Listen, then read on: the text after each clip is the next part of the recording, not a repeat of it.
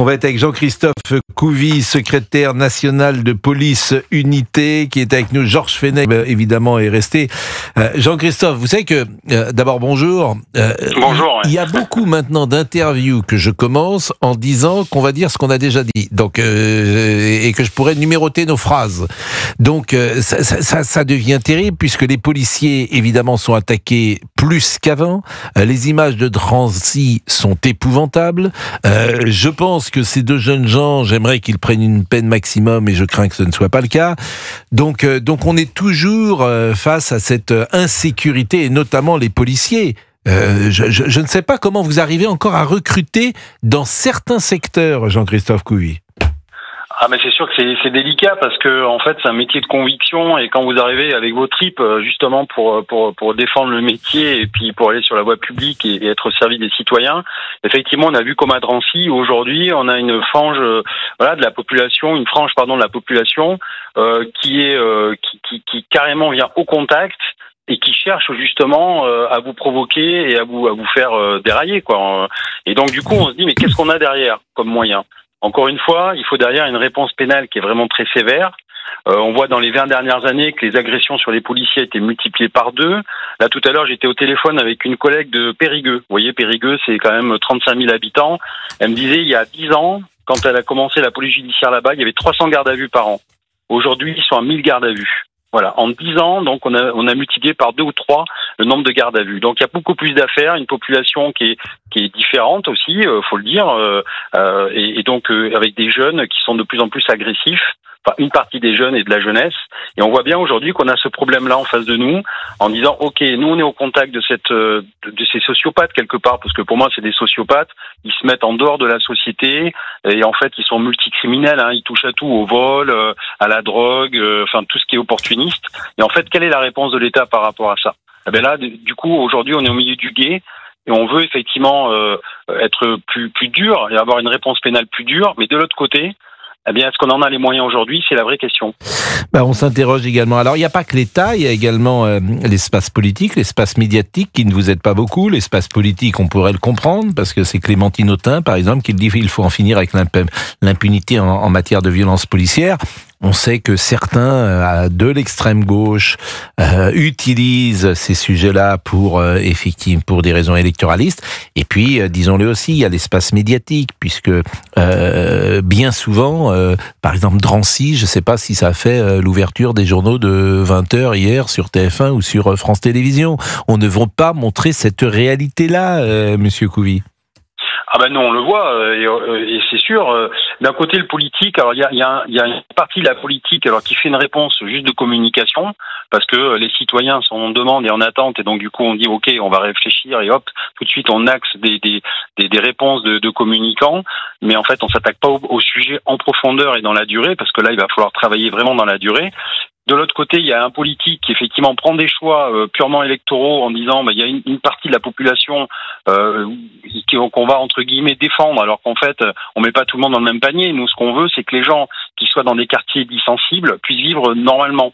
Et sauf qu'en fait, il y a une sclérose qui est là avec une petite partie de la voyoucratie, et celle-là, on n'arrive pas à l'enlever. Et bizarrement, on a des politiques qui prennent leur défense, et sans savoir d'ailleurs, parce que quand on est enquêteur, on mène à charge et à décharge une enquête. Et donc là, à Drancy, il faut voir ce qui s'est passé avant, comment on en arrive là. Et là, bizarrement, on regarde que les 30 secondes de vidéo et chacun se fait une idée. Et après, effectivement, là où ça devient compliqué, c'est les moyens qu'on y met. Moi, quand je vois que, par exemple, sur 1000 € d'impôts, on met 5 € d'impôts pour la justice... Mais vous avez raison. Là, je suis étonné et je me dis, en fait, c'est des choix politiques, point. Et depuis des années, on a fait ces choix politiques. On préfère donner 25 €, c'est 26 € pour les loisirs et le sport. Et il y a 25 € pour la police.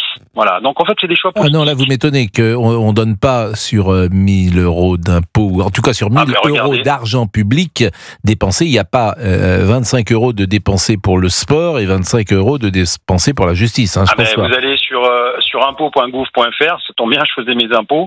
J'ai regardé à quoi servent vos impôts. Vous allez voir, pour 1000 € d'impôts, il y a 26 € qui sont pour les loisirs et le sport, 25 € pour la sécurité et 5 € pour la justice. Alors moi j'ai un autre critère que j'utilise souvent, c'est sur 1000 € d'argent public dépensé. Alors je ne sais pas si c'est tout à fait la même chose, et le budget de la justice, je crois qu'il était 4% ou 4 €, enfin bref, le premier poste c'est évidemment les retraites. Pour vous donner une idée. Merci en tout cas Jean-Christophe Couvi, merci beaucoup. Je vous propose d'écouter, parce que là aussi forcément on a le sentiment de se répéter, mais la volonté de Laurent Wauquiez sur LFI et la commission d'enquête. Écoutons.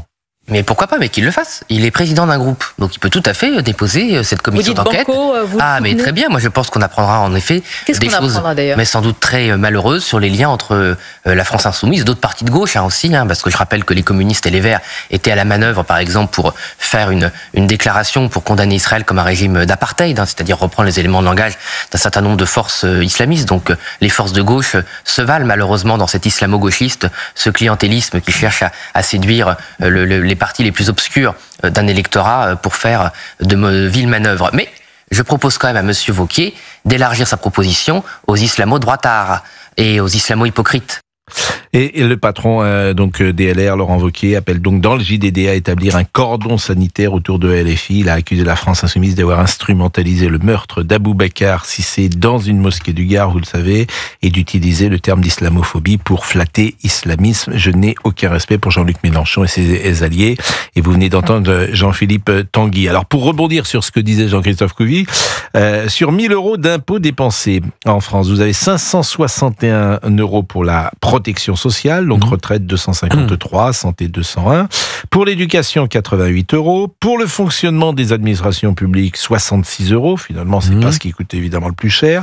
59 € aux activités économiques, en soutien aux activités économiques.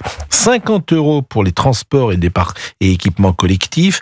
31 € charge de la dette. 26 € culture et loisirs. Alors effectivement, c'est la première fois que je vois ça, culture et loisirs.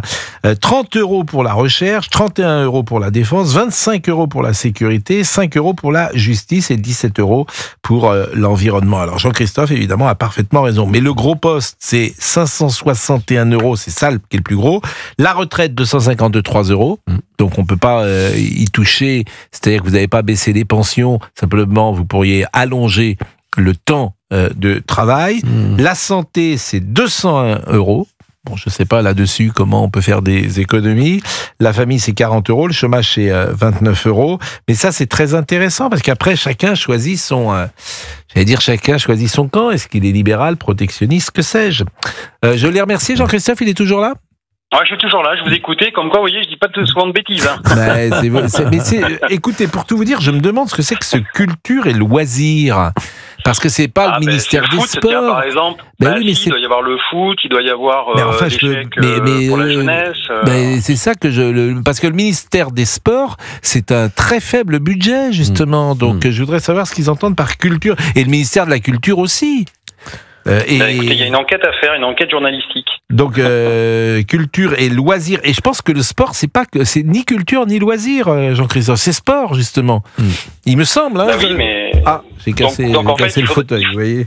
Non, il faudrait que la DGFIP nous renseigne un peu plus en profondeur, effectivement, sur les items.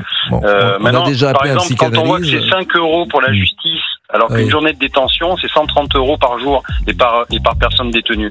Donc imaginez un petit peu, aujourd'hui, c'est ce que je disais il y a quelque temps, on n'arrive même plus à payer aujourd'hui les traducteurs judiciaires. Vous savez, les personnes qui parlent l'ourdou, pakistanais, etc., qui viennent pour nous aider pour faire nos procédures, pour traduire justement les procédures. Et en fait, on peut même pas les payer en temps et en heure. Donc il y en a plein qui abandonnent ou alors qui empruntent à des banques, en gros une régie d'avance, donc à leurs frais pour pouvoir être payés après par l'État. Voilà. Donc quand l'État n'est pas payeur, les loisirs et la culture comprennent notamment les services récréatifs et sportifs, les services culturels, les activités sportives, les services de radio, de télévision et d'édition. Moi, je trouve ça beaucoup, 25 € pour ça, parce que là, on met le sport dedans. Alors, le sport... C'est tout le service public d'audiovisuel, donc. Déjà. Oui, mais ça coûte, c'est pas grand-chose. 4 milliards, je crois, non ? Oui, c'est une goutte d'eau. Bon, en tout cas, c'est Jean-Christophe Couvi qui a raison. Voilà, c'est tout ce que je voulais dire. Merci, monsieur Couvi. Merci, bonne journée. Il est 11